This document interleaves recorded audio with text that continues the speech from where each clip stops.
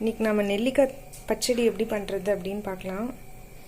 இதுக்கு தேவையான பொருட்கள் 6 சின்ன நெல்லிக்காய் கொட்டையை எடுத்துட்டு இந்த மாதிரி கட் பண்ணி வச்சுருக்கேன். 2 பீஸ் இஞ்சி, 3 பச்சை மிளகாய் கீறி வச்சுருக்கேன், கொஞ்சமாக கருவேப்பிலை தாளிக்கிறதுக்காக, இந்தளவு தேங்காய் எடுத்துருக்கேன். இப்போ இதெல்லாம் பச்சையாக அரைக்க போகிறோம் நம்ம. ஸோ ஃபர்ஸ்ட் ஒவ்வொன்று எடுத்து போட்டுக்கலாம்.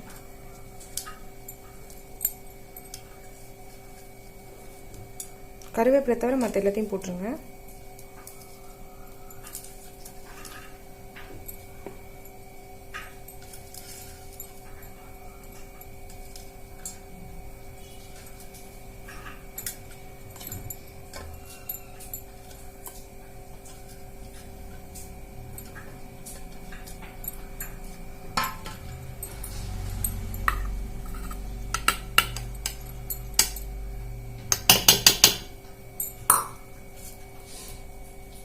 இப்போ அரைச்சிடலாம்.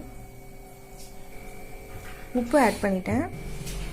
இப்போ இதுக்கு வந்து அரைக்கிறச்ச முக்கியமாக ஒரு விஷயம், தயிரே விட்டு அரைச்சிக்கிறேன். தயிரை கொஞ்சமாக விட்டு அரைச்சிக்கிறேன். இப்போ அரைச்சது இந்த மாதிரி பேஸ்ட்டாக மாறி எடுத்து இது ஒரு பாத்திரத்தில் ட்ரான்ஸ்ஃபர் பண்ணிக்கலாம். இப்போ வந்து இந்த தயிரை வந்து ஆட் பண்ணிக்கோங்க. இன்னும் கொஞ்சம் தயிர், ஃப்ரெஷ் தயிர், உரக்குத்தினது. இப்போ இதுக்கு திருப்பு வரணும், அவ்வளோதான். பண்ணிட்டு வேலை முடிஞ்சிடும்.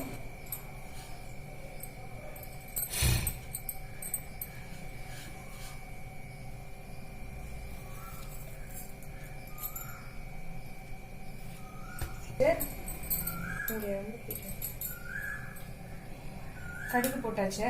கடுகு வெடிச்சோடனே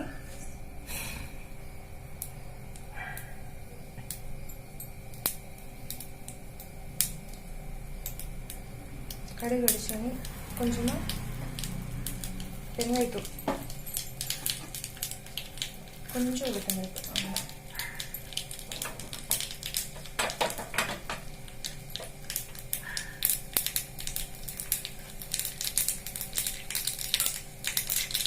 கடுகு வெடிச்ச வெங்காயத்தூள் போட்டுட்டு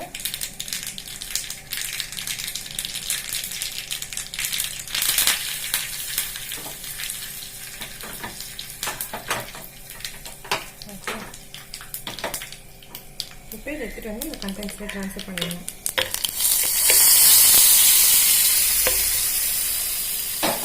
சூப்பரான நெல்லிக்காய் பச்சடி ரெடி.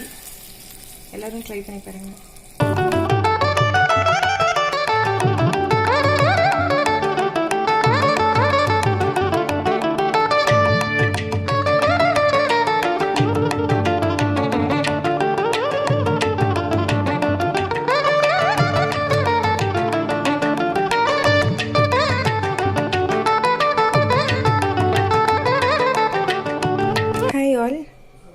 துவாதசிக்காக இன்றைக்கி நெல்லிக்காய் பச்சடி பார்த்தோம் நம்ம. அடுத்தது வந்து பார்த்திங்கன்னா அகத்திக்கீரை பார்க்க போகிறோம். அகத்திக்கீரை கருமீது எப்படி செய்கிறதுன்னு பார்க்கலாம்.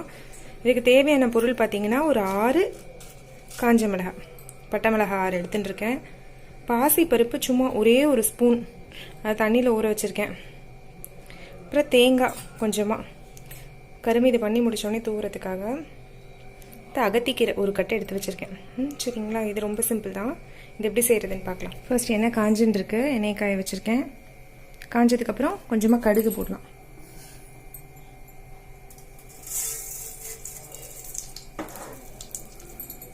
கடுகு வெடிக்கட்டும்.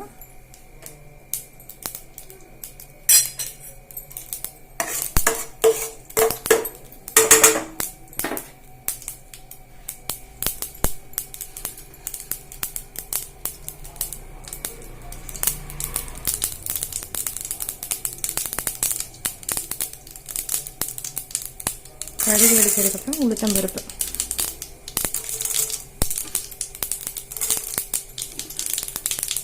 கடலைப்பருப்பு,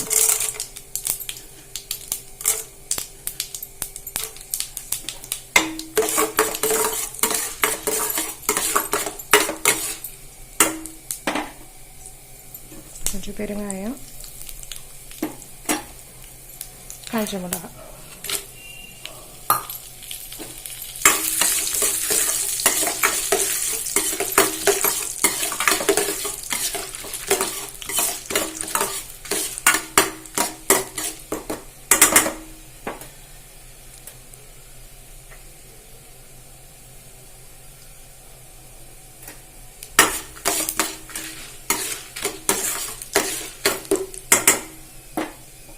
இதுக்கப்புறம் கீரை ஆட் பண்ணிக்கலாம்.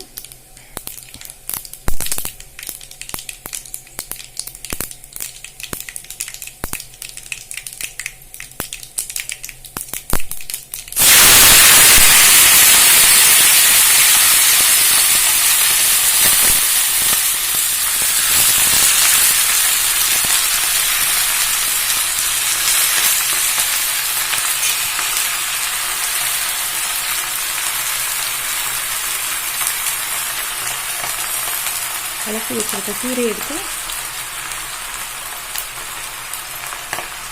கீரையை அலசி எடுத்துக்கலாம்.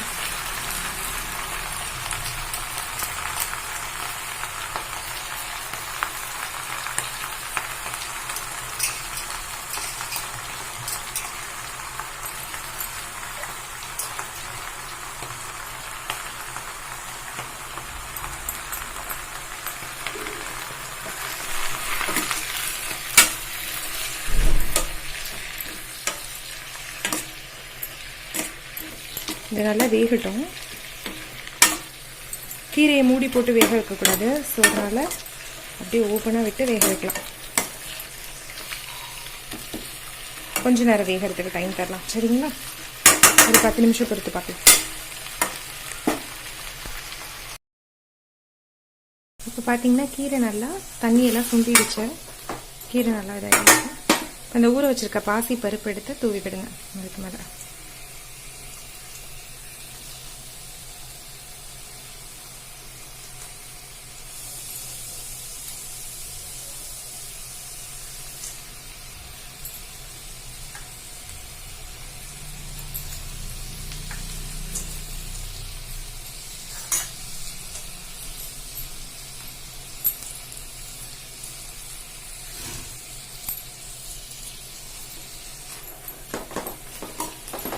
இதுக்கு உப்பு ஆட் பண்ணிக்கலாம். எப்பயுமே வெந்ததுக்கு அப்புறமா உப்பு போடணும், ஏன்னா சுருங்கிடும்.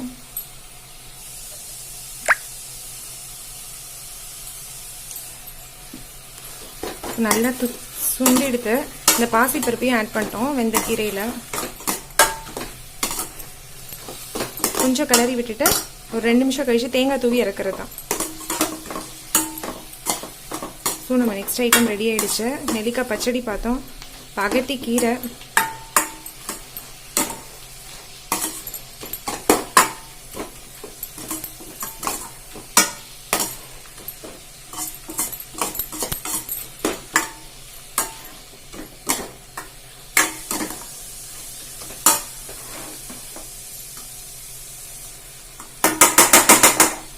இப்போ தேங்காய் ஆட் பண்ணிடலாம்.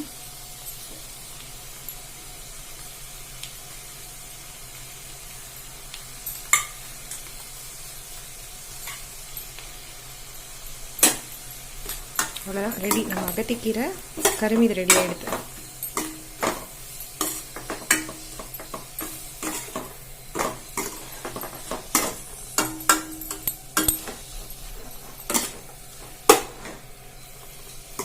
அவ்வளோதான் ஃப்ரெண்ட்ஸ்.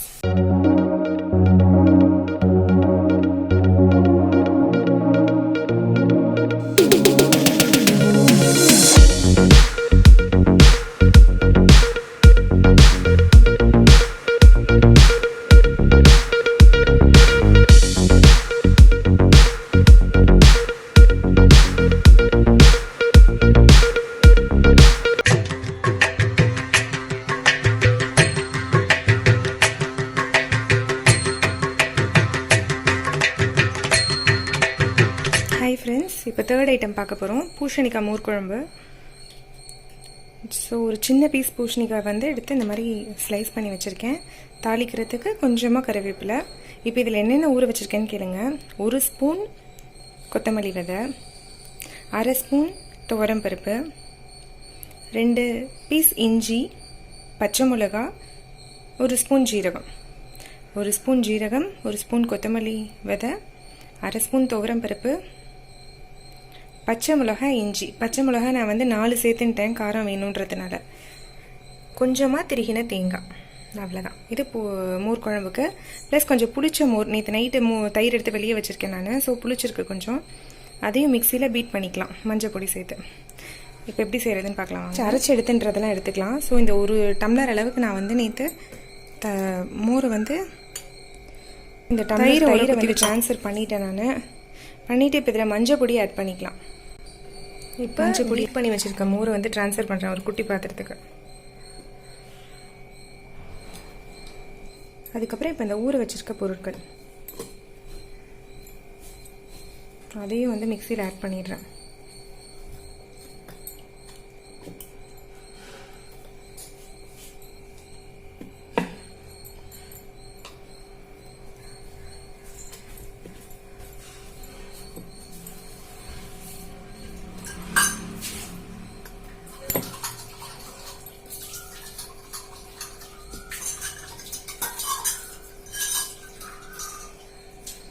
ஊற வச்ச ஜலத்தையும் விட்டுக்கோங்க.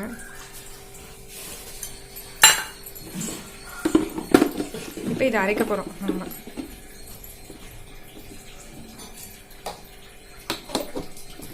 சுற்றி விட்டோடனே அந்த தேங்காய் எடுத்து வச்சுருக்கோம் இல்லையா, அதையும் இதில் போட்டு அரைச்சிடணும். இந்த மாதிரி ஒரு பேஸ்ட் ஆகிடுச்சு பாருங்கள். இந்த மாதிரி கொஞ்சம்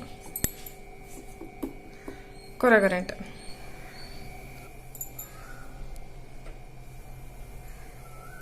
ஸோ இப்போ பார்த்தீங்கன்னா நான் தேங்காய் எண்ணெய் வந்து காய வச்சுருக்கேன். ஜென்ரலாக தேங்காய் சேர்த்து பண்ணுற டிஷ் எல்லாத்துக்கும் தேங்காய் எண்ணெய் யூஸ் பண்ணால் நல்லாயிருக்கும் அதோட ஃப்ளேவரு. அவியல், கூட்டு, ப்ளஸ் மோர் குழம்பு, இதுக்கெல்லாம் பார்த்தீங்கன்னா தேங்காய் சேர்த்து பண்ணுறதுனால கொஞ்சம் தேங்காய் எண்ணெய் விட்டு தாளிக்கிறச்சா சூப்பராக இருக்கும் அது. இப்போ என்ன பண்ணுறேன்னா எண்ணெய் காஞ்செடுத்து கடுகு போடுறேன். கடுகு வெடிக்கட்டும்.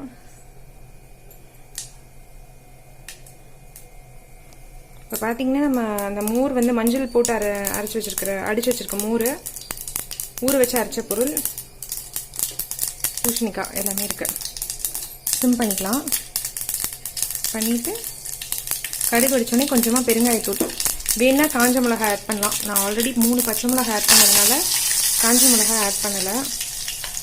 ஸோ இப்போ கருவேப்பிலை போட்டாச்சு. இந்த கடுகு வெடிக்கிற சவுண்ட் கொஞ்சம் அடங்கட்டும். அடங்கினதுக்கப்புறம் இந்த பூசணிக்காய் ஆட் பண்ணிடலாம்.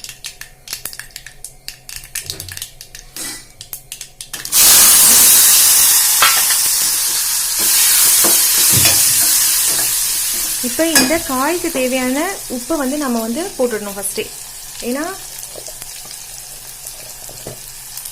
குழம்புக்கு ஆட் பண்ணுறது அப்புறம் இது குறைக்காமல் போயிடும். ஸோ அதனால் என்னென்னா ஃபர்ஸ்ட் இந்த வெஜிடபிள்ஸ்க்கு தேவையான உப்பை வந்து நம்ம ஆட் பண்ணிக்கிறோம். அதாவது இந்த பூசணிக்காய்க்கு தேவையான உப்பு.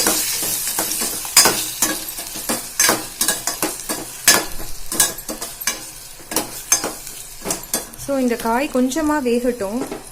வெந்ததுக்கப்புறம் நம்ம என்ன பண்ணலாம்னா அரைச்சி விட்டதை ஃபஸ்ட் ஆட் பண்ணிக்கலாம். ஃபைனலாக தான் கர்ட் ஆட் பண்ணணும். காய் நல்லா வெந்துடுச்சு, பார்த்தீங்கன்னா தெரியும் காய் வெந்துட்டு. ஸோ அரைச்சி வச்ச பேஸ்ட்டை வந்து ஃபஸ்ட்டு விட்டுடலாம். நம்ம கொஞ்சம் தண்ணி விட்டுக்கலாம். இப்போ பார்த்தீங்கன்னா உப்பு ஆல்ரெடி காய்க்கு உப்பு போட்டோம். ஸோ அதனால் நான் இதுக்கு கொஞ்சம் ஓரளவுக்கு கம்மியாக தான் உப்பு போடுறேன்.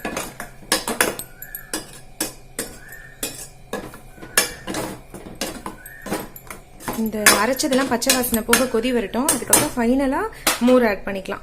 அதாவது எப்படின்னா மோர் குழம்புக்கு அந்த ஃப்ராத் மாதிரி வரணும், நுர மாதிரி வரைச்சியே ஆஃப் பண்ணிடணும். ஃபைனலாக தயிரை விட்டுட்டு அந்த மோர் அரைச்சி விட்ட மோரை விட்டுட்டு இந்த நுரைச்சி வரைச்சி இறக்கிடணும்.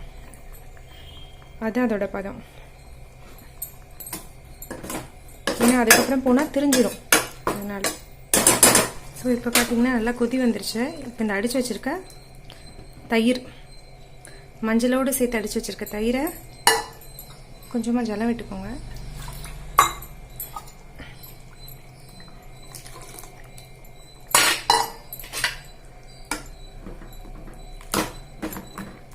இப்போ இதை கலந்தீங்கன்னா நல்லா எக்ஸலண்ட்டான அந்த மோர் குழம்போட லுக் வந்துடுச்சு.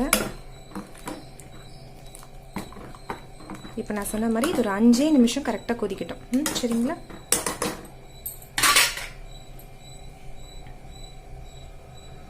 நான் நுரைச்சுண்டு வர வரைக்கும் கொதிக்கணும்.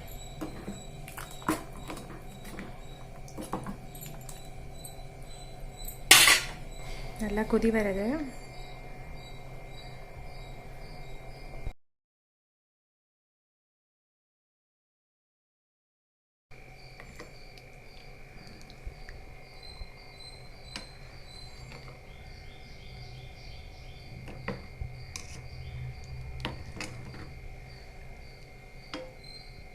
தெரியும் பாருங்க, அந்த மாதிரி ஒரு மாதிரி நுழைச்சுண்டு மேலே வருது பாருங்க, தெரியுறதா? ஸோ இதுதான் கரெக்டான பதம். இப்போ ஆஃப் பண்ணிடணும். இதுக்கு மேலே விட்டால் தெரிஞ்சிடும். சரிங்களா? ஸோ இது ரொம்ப ஈஸியானது. இன்றைக்கி நம்ம துவாதசிக்காக நெல்லிக்காய் தயிர் பச்சடி, அகத்திக்கீரை, அதுக்கப்புறம் மோர் குழம்பு, பூசணிக்காய் மோர் குழம்பு பார்த்துருக்கோம் எப்படி செய்கிறதுன்னு. ஸோ இது ரொம்ப சிம்பிளாக செய்கிறது. இது எல்லாமே ட்ரை பண்ணி பாருங்கள். சரிங்களா? தேங்க்யூ.